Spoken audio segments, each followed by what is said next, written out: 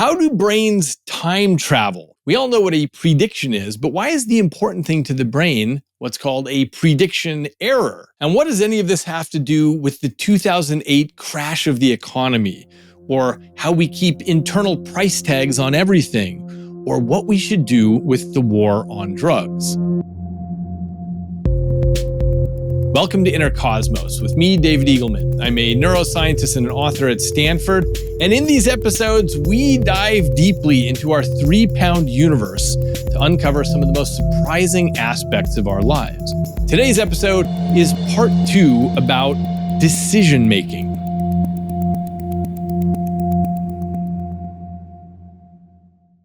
So let's quickly summarize last week's episode to get ourselves back up to speed.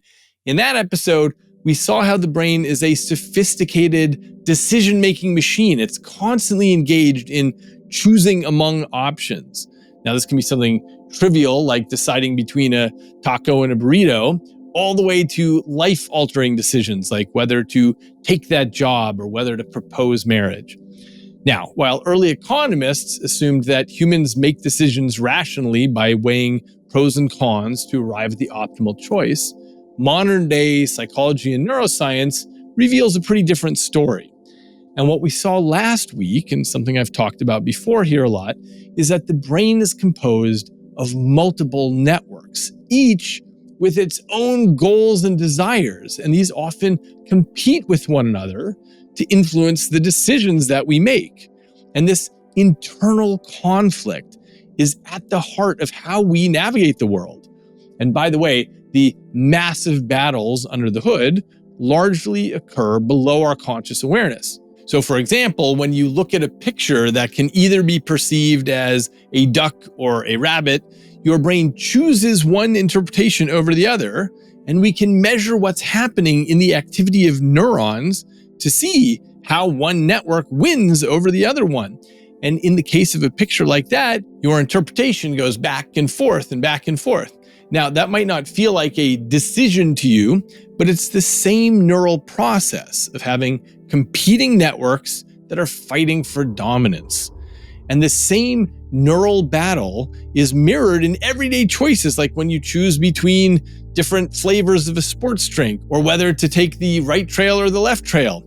All your options are represented by different coalitions of neurons in the brain, and these coalitions compete for dominance, and the winner determines the action we take. And we saw simple tasks like the Stroop task, where you have conflicting information like the word RED printed in blue ink, and you're supposed to name the color of the ink. This highlights the tension between different networks in the brain.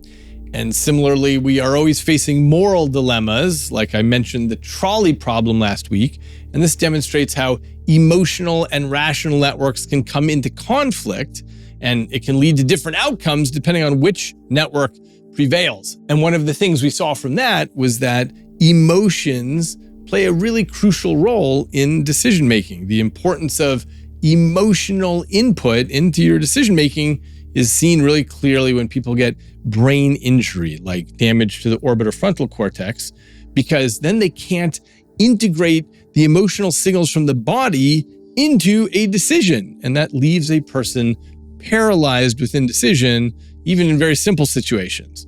So without the ability to read these bodily signals, which are providing summaries of different options, people struggle to make choices. So the brain's decision-making process is not a straightforward calculation of pros and cons, but a dynamic interplay of competing networks and emotional signals. Every decision we make, from what to wear in the morning or which coffee shop to choose or how we respond in a crisis, the choices are all the results of this ongoing conflict within our brains. Now, where we left off last week was seeing how each decision involves our past experiences stored in the states of our body and the present situation, like, do I have enough money to buy this instead of that, or is this other option available? But there's one more part to the story of decisions, and that is predictions about the future. So that's what we're going to talk about today.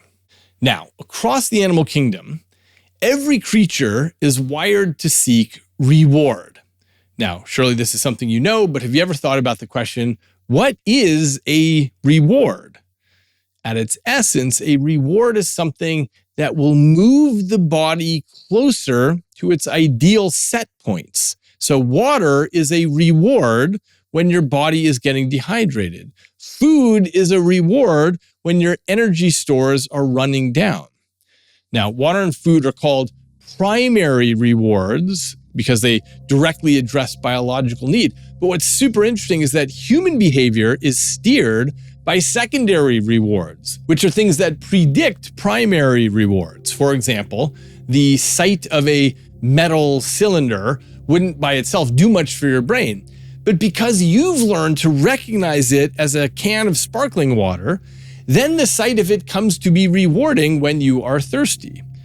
And in the case of humans, much more than anywhere else in the animal kingdom, we can find even very abstract concepts rewarding, such as a political ideology or the feeling that we are valued by our local community. And unlike other animals, we can often put these rewards ahead of biological needs.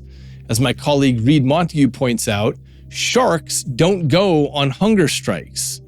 In other words, the rest of the animal kingdom only chases its basic needs, while only humans regularly override our basic needs in deference to abstract ideals, concepts that we have decided are rewarding to us. So, whenever we're faced with different possibilities, we integrate internal and external data to try to maximize reward, however reward is defined to you as an individual. Now, here's the point I want to make. The challenge with any reward, whether basic or abstract, is that choices typically don't yield their fruits right away. We almost always have to make decisions in which a chosen course of action will yield reward at a later time. People go to school for years because they value the future concept of having a degree, or they slave through decades of work that they don't like with the future hope of a promotion, or you push yourself through painful exercise with the goal of being fit in the future. Now, to understand this, let's think about the concept of anticipated reward. To compare different options means assigning a value to each one in some common currency, that of anticipated reward, and then choosing the one with the highest value. So let's make this concrete. Let's say you have a small window of free time and you are trying to decide what to do. You know that you need groceries, but you also know that you really need to sit down and get that big email sent off. And you're also way behind on arranging to meet with your friend at the coffee shop. Well, these are all very different things: groceries, email, friend. So how does your brain arbitrate this menu of options? It would be easy if you could directly compare these experiences by living out each one and then rewinding time and finally choosing your path based on which outcome was best. But the bummer is that you can't travel in time. Or can't you? In fact, humans time travel daily. Time travel is what the human brain does relentlessly. When faced with a decision, your brain simulates different outcomes to generate a mock-up of what your future might be. We call this time traveling. Mentally, you can disconnect from the present moment and voyage to a world that doesn't yet exist. Now, simulating a scenario in your mind, that's just the first step. To decide between the imagined scenarios, you try to estimate what the reward will be in each of those potential futures. So, when you simulate filling your pantry with the groceries, you feel a sense of relief at being organized and avoiding uncertainty.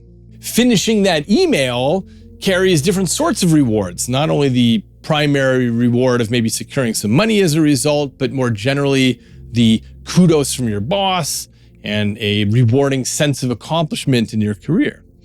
Now, you can also imagine yourself at the coffee shop with your friend, and that inspires joy and a sense of reward in terms of relationships and closeness with other people.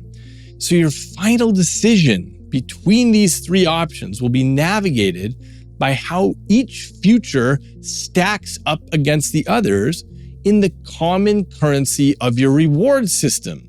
Now, this choice isn't easy because all these valuations are nuanced. The simulation of the grocery shopping is accompanied by feelings of tedium, and your simulation of writing the long email is attended by a sense of frustration, and your simulation of your friend at the coffee shop is accompanied with guilt about not getting work done.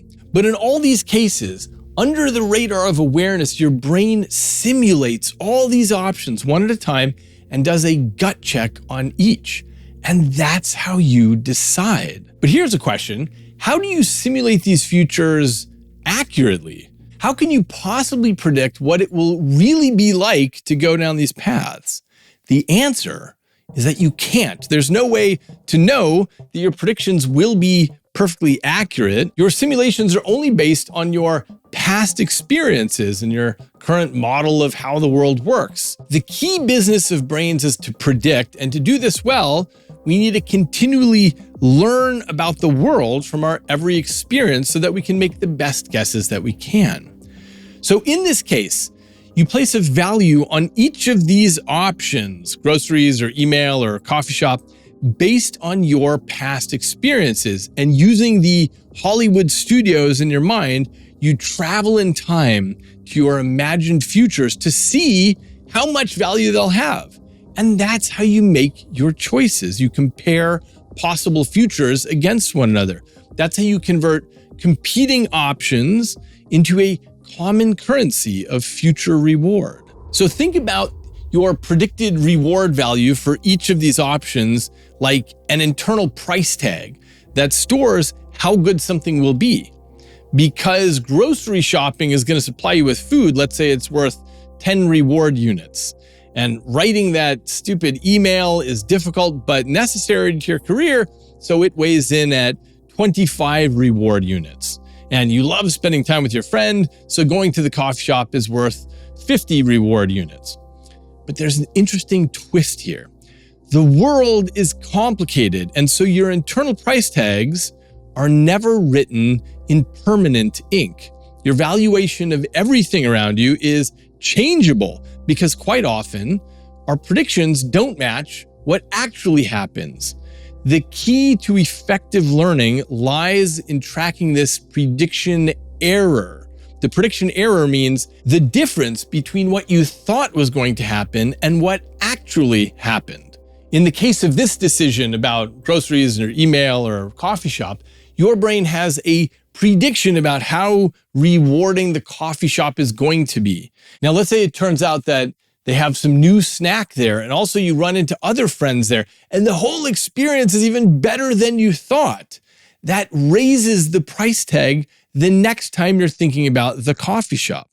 On the other hand, if the coffee is cold and your friend is late and distracted, that might lower your price tag for the next time around. Now, how does this work in the brain? How do you have these dynamic internal price tags? There's a tiny ancient system in the brain whose mission is to keep updating your assessments of the world. This system is made of tiny groups of cells in your midbrain that speak in the language of a neurotransmitter called dopamine. When there is a mismatch between your expectation and your reality, this midbrain dopamine system broadcasts a signal that reevaluates the price point. The signal tells the rest of the system whether things turn out to be better than expected, in which case you get an increased burst of dopamine, or worse than expected, in which case you get a decrease in dopamine. And that prediction error signal, meaning there was an error in the prediction that I had made, allows the rest of the brain to adjust its expectations to try to be closer to reality next time. So the dopamine acts as an error corrector. It's a chemical appraiser that always works to make your price tags as updated as they can be. That way, you can rank your decisions based on your optimized guesses about the future. Fundamentally, what the brain pays attention to are the unexpected outcomes, something being better than expected or worse than expected. And this sensitivity is at the heart of animals' abilities to adapt and learn.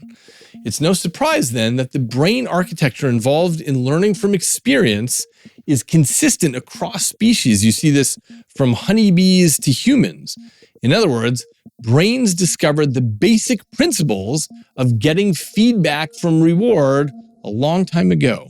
So we've seen how values get attached to different options, but there's a twist that often gets in the way of good decision making, which is that options that are right in front of you tend to be valued higher than those that you merely simulate. The thing that trips up good decision making about the future is the present.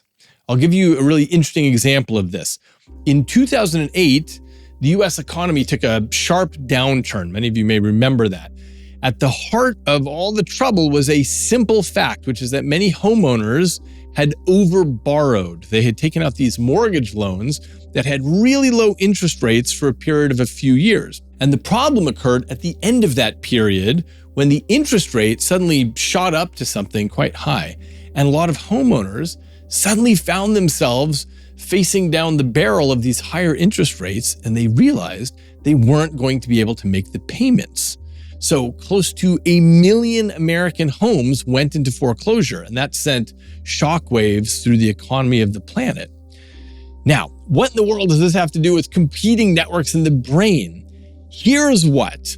These loans, called subprime loans, they allowed people to obtain a nice house right now, with the high interest rates deferred until later. As such, the offer perfectly appealed to the neural networks that care about instant gratification. In other words, those networks that want things right now. The idea was, here, take these keys. This house is yours. The mortgage payments are pretty easy to make. Oh yeah, the rates will go up, but that's a long way away. That's obscured in the mists of the future. You don't have to worry about that right now. That's a long way off. And because of the seduction of the immediate satisfaction, as in, wow, I can move into this house right now. I can impress my parents and my friends and whatever, because the now pulls so strongly on our decision-making, the 2008 housing bubble can be understood not simply as an economic phenomenon, but as a neural one. And by the way, the pull of the now wasn't just about the people borrowing, of course, but it was also about the lenders who are getting rich right now by offering loans that they suspected might not ever get paid. They rebundled these loans and sold them off. Practices like this are unethical and illegal, but it proved too enticing to many decision makers when they were faced with that temptation. Now, this now versus the future battle, this doesn't just apply to housing bubbles, it cuts across every aspect of our lives.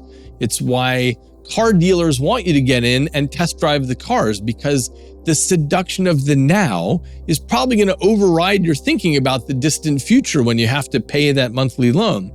It's why clothing stores want you to try on the clothes, because once you see yourself in front of the mirror there, you'll think, wow, I can't pass that up. It's why merchants want you to touch the merchandise. It's because your mental simulations of the future can't compete well against the experience of something right here, right now in your hands. In other words, to the brain, the future can only ever be a pale shadow of the now.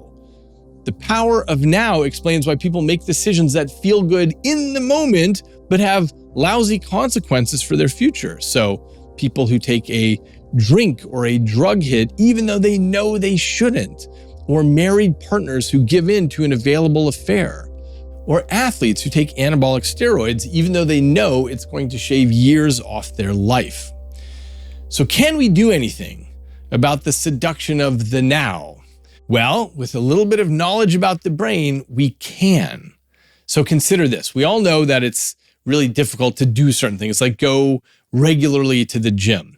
Most people want to be in good shape, but when it comes down to it, there are usually things right in front of us that seem more enjoyable. The pull of what we're doing is stronger than the abstract notion of future fitness. So here's the solution. To make sure you get there, you can take inspiration from a man who lived 3,000 years ago. Now, I talked about this in a recent episode, so I'll give the short version here, but it's massively important. The man we're going to talk about was in a more extreme version of the gym scenario. He had something he wanted to do, but knew that he wouldn't be able to resist temptation when the time came.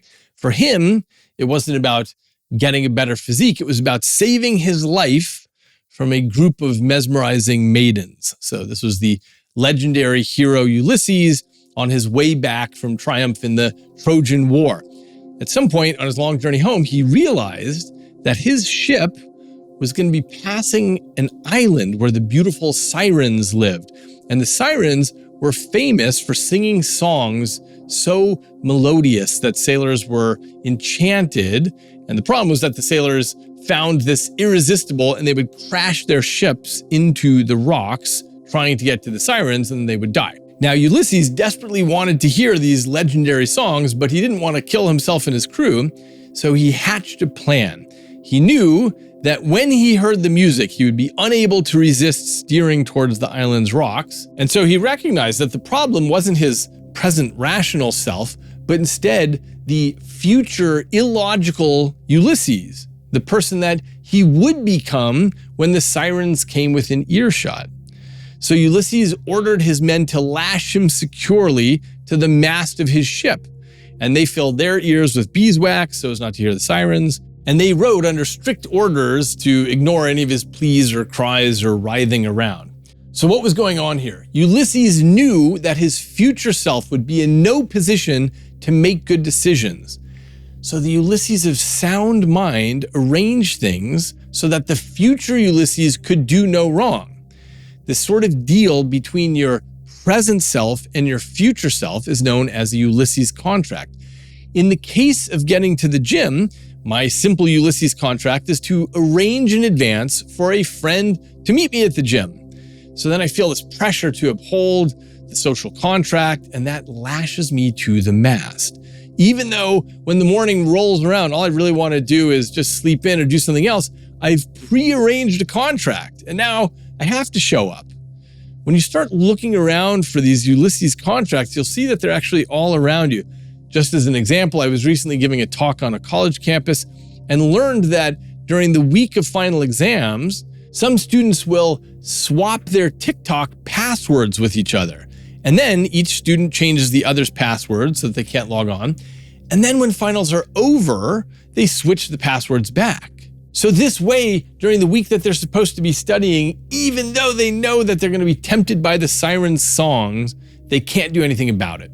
Similarly, the first step for alcoholics in rehabilitation programs is to clear all the alcohol out of their house so that the temptation is not in front of them when they're feeling weak. People with weight problems sometimes get surgery to reduce their stomach volume so they physically can't overeat. These are all things that you do right now so that your future self won't do something that you don't want to. It's a way to structure things in the present so that your future self cannot misbehave. And that's the trick for getting around the seduction of the now.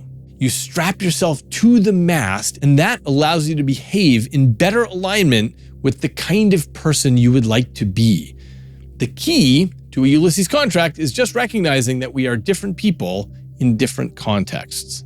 The ancient Greeks had a saying they liked, which was, know thyself. But I've always felt from a neuroscience point of view that the updated version is know thyselves. Now, what's strange is that knowing yourselves is not easy because how you act at different times is not always something you can predict. Even though you can make good guesses, things can drift around. So sometimes you're really jazzed about going to the gym, and sometimes not so much. Sometimes you'll stick with the diet, and sometimes you won't. Sometimes you're more capable of good decision-making, and other times your neural parliament won't come out with the vote that you expected. Why? It's because the outcome depends on a lot of changing factors about the state of your body, for example, states which can change hour to hour. So here's a good way for us to appreciate this. There was a study done some years ago looking at prisoners who were going in front of a parole judge to see if the prisoner could get his sentence shortened to go home early.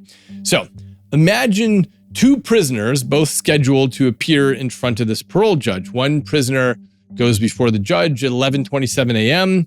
His crime is fraud and he's serving 30 months. Another prisoner appears at 1:15 p.m. He's committed the same crime for which he's been given the same sentence. Now, the first prisoner is denied parole. The second is granted parole. Why? What influenced the decision? Was it race? Was it looks? Was it age? So a study by Jonathan Lvov and colleagues analyzed 1,000 rulings from judges and found it wasn't about that. Whether the prisoner is granted parole or not isn't just about the prisoner, it's about the judge's biology. Specifically, it's about the judge's hunger. So just after the judge had enjoyed a food break, a prisoner's chance of parole rose to its highest point of 65%. But a prisoner seen towards the end of the session had the lowest chances, just a 20% likelihood of a favorable outcome. In other words, decisions get reprioritized as other needs rise in importance. Your choices change as circumstances change. A prisoner's fate is irrevocably intertwined with the judge's neural networks, which operate according to biological needs. Some psychologists describe this effect as ego depletion, meaning that higher level cognitive areas involved in executive function and planning, they get fatigued. So in this view, willpower is a limited resource. We can run low on it just like a tank of fuel. In the case of the judges, the more cases they had to make decisions about, which was up to 35 in one sitting, the more energy depleted their brains became. But after they ate something like a sandwich and a piece of fruit, their energy stores were refueled, and different drives had more power now in steering their decisions. Traditionally, we assume that humans are rational decision makers. We absorb information, we process it, we come up with an optimal answer or solution, but real humans don't work this way. Even judges striving for freedom from bias are imprisoned by their biology. Our decisions are equally influenced when it comes to how we act with our romantic partners. So consider the choice of monogamy, bonding and staying with a single partner. So this would seem like a decision that involves your culture and your values and your morals, and all that's true. But there's a deeper force acting on your decision-making as well, which is your hormones, and one in particular called oxytocin, which is a key ingredient in the magic of bonding. So in one recent study, men who were in love with their female partners were given a small dose of extra oxytocin. Then they were asked to rate the attractiveness of different women. So with the extra oxytocin, the men found their partners more attractive, but not the other women. In fact, the men kept a bit more physical distance from an attractive female research associate in the study. So oxytocin only increased bonding to their partner. Why do we have chemicals like oxytocin steering our decision-making towards bonding? After all, from an evolutionary perspective, we might expect that a male shouldn't want monogamy if his biological mandate is to spread genes as widely as possible. But for the survival of the children, having two parents around is better than one. And this simple fact is so important that the brain has hidden ways to influence your decision-making on it. Our decisions are often steered by invisibly small molecules that we don't even necessarily know about. Now, we've been talking all about decision-making and how it arises from battling networks in the brain. Why does it matter to understand this stuff? Well, a better understanding of decision-making allows us to better steer our own lives. And also, it opens the door to craft better social policy. For example, all of us, in our own ways, we always have to battle impulse control. At the extreme, we can end up as slaves to the immediate cravings of our impulses. And I think from this perspective, we can gain a more nuanced understanding of the efficacy of social programs like the war on drugs. So take drug addiction. It's a big problem for societies. It's about 7 out of 10 prisoners meet the criteria for substance abuse or dependence. And one study found that over a third of convicted inmates were under the influence of drugs at the time of their crime. So drug abuse translates into tens of billions of dollars, mostly in terms of drug-related crime. And what this has led to is a burgeoning prison population. Now, what most countries do is they deal with the problem of drug addiction by criminalizing it. The problem is that the number of Americans in prison for drug crimes has gone up 8-fold since the war on drugs was declared in 1971. And every year, the US spends $20 billion on the war on drugs. But the investment hasn't actually worked because since the war on drugs began, drug use has actually expanded. So why hasn't it worked? Well, as any economist will tell you, the difficulty with the drug supply is that it's like a water balloon. So if you push it down in one place, it comes up somewhere else. So instead of attacking supply, the better strategy is to address demand. And drug demand is in the brain of the addict. And by the way, if you look at who's incarcerated, the people behind the bars aren't the cartel bosses or the big-time dealers. Instead, they are people locked up for possession of a small amount of drugs, usually less than 2 grams. They're the users, the addicts. Now, unfortunately, going to prison doesn't solve their problems. It generally worsens it. The problem is that when you lock someone up and break their social circles and their employment opportunities, what you're doing is you're giving them new social circles and new employment opportunities, and those usually don't help them break their addiction. Some people argue that drug addiction is about poverty and peer pressure, and those do play a role, but at the core of the issue is the biology of the brain. So just look at laboratory experiments where you see rats self-administering drugs. What they'll do is they'll continually hit this lever over and over to get drugs, and they'll do that at the expense of food and drink. The rats aren't doing that because of finances or social coercion. They're doing it because the drugs tap into fundamental reward circuitry in the brain. The drugs effectively tell the brain that this decision is better than all the other things it could be doing.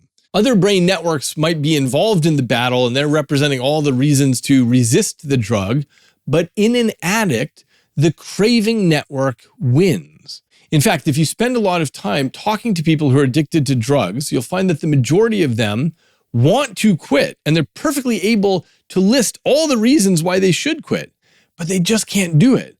Why? It's because they've become slaves to these short-term gratification circuits. Now, because the problem with drug addiction lies in the brain, it's plausible that the solutions lie there also. One approach is to tip the balance of impulse control.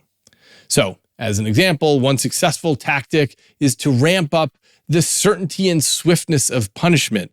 For example, by requiring drug offenders to undergo twice-weekly drug testing with automatic immediate jail time for failure. And that way, they don't have to rely on a distant abstraction alone. Or here's something related. Some economists propose that the drop in American crime since the early 1990s has been due in part to the increased presence of police on the streets. So in the language of the brain, the police visibility stimulates the networks of the brain that weigh long-term consequences. Now, those are social approaches, but because this is a neuroscience podcast, I'm going to tell you about a brain-based approach, which is currently being studied, and this could end up being quite effective. This involves giving real-time feedback during brain imaging. So you're allowing a person who's addicted to drugs to view their brain activity and learn how to regulate it. So let me tell you how this works. Imagine there's someone, call her Susan, who is addicted to heroin. So you put Susan into the brain scanner. This is using functional magnetic resonance imaging, also known as fMRI. And you show Susan pictures of heroin. And you say to her, I want you to go ahead and crave this. Well, that's easy for her to do. And it activates particular regions of her brain that we can summarize as the craving network. Then we ask her to suppress her craving. We ask her to think about the cost that heroin has had to her in terms of finances, in terms of relationships, in terms of employment. So that activates a different set of brain areas, which we can summarize as the suppression network. Now here's the key. The craving and the suppression networks are always battling it out for supremacy, and whichever wins at any moment determines what Susan does when she's offered heroin. So in the scanner, we can measure which network is winning, the short-term thinking of the craving network or the long-term thinking of the impulse control or suppression network. So we give Susan real-time visual feedback in the form of a speedometer so she can see how the battle is going. When her craving is winning, the needle is up in the red zone. And as she successfully suppresses the craving, the needle moves to the blue zone. So she can then use different mental approaches to discover what works to tip the balance of these networks. In other words, we're giving her visual feedback about how the battle is going on the inside. And by practicing over and over, Susan gets better at understanding what she needs to do to move that needle. She may or may not be consciously aware of how she's doing it, but by repeated practice, she can strengthen the neural circuitry that allows her to suppress. So this technique is still in its infancy, but the hope is that when she's next offered heroin, she'll have the cognitive tools to overcome her immediate cravings if she wants to. Now, the interesting part about an approach like this, I think, is that this training doesn't force Susan to behave in any particular way. It simply gives her the cognitive skills to have more control over her choice rather than to be a slave of her impulses. And the heart of new approaches like this is the understanding that drug addiction is a problem for millions of people, but prisons aren't necessarily the place to solve that problem. As we develop an understanding of how human brains actually make decisions, we can develop new approaches beyond just straight up punishment. As we come to better understand the operations inside our brains, we can better align our behavior with our best intentions. And even more generally, as we get better at understanding decision-making, we can improve other aspects of our criminal justice system beyond addiction, putting into place policies which are more humane and more cost-effective. So what would that look like? It would begin with an emphasis on rehabilitation over mass incarceration. So just as one example, young people don't have a fully developed prefrontal cortex, and so they often make decisions impulsively without a meaningful consideration of future consequences. And so facilities with good rehab programs work to train people to improve their self-control. You can do this with mentoring and counseling and rewards, but all of this is to simply train young people to pause and consider the future outcome of any choice they might make. You encourage them to run simulations of what might happen. And this is how you strengthen the neural connections that can override the immediate gratification of impulses. I'm going to come back to this in a future episode. I'm going to talk about a group called the Interrupters in Chicago that work to lower crime on the streets with essentially a version of the same technique. When some young person gets all hot-headed and wants to take revenge on someone else, the interrupter poses questions that forces them to think about the future, like, hey, who's going to be with your girl when you're sitting in jail? Oh, okay, fine, I won't shoot the guy now. Okay, why? Because he was just confronted with a future simulation that tipped the battle of the decision-making. The fact is that poor impulse control is a hallmark characteristic of the majority of criminals in the prison system. Most of the people on the wrong side of the law generally know the difference between right and wrong actions, and they understand the threat of punishment, but they're hamstrung by poor impulse control. They see an opportunity for something and they take it. They don't pause to consider other options. The temptation of the now overrides any consideration of the future consequences. Our current style of punishment rests on a bedrock of personal volition and blame, because the fact is we're all deeply wired with impulses to punish. But as we get better at understanding decision-making, we can start to imagine a different kind of criminal justice system, one with a closer relationship to the neuroscience of decisions. It wouldn't let anybody off the hook. People who break the law still need to get taken off the streets, but the system we could evolve toward would be more concerned with how to deal with lawbreakers with an eye toward their future rather than writing them off because of their past. Again, people who break the social contracts need to be off the streets for the safety of society.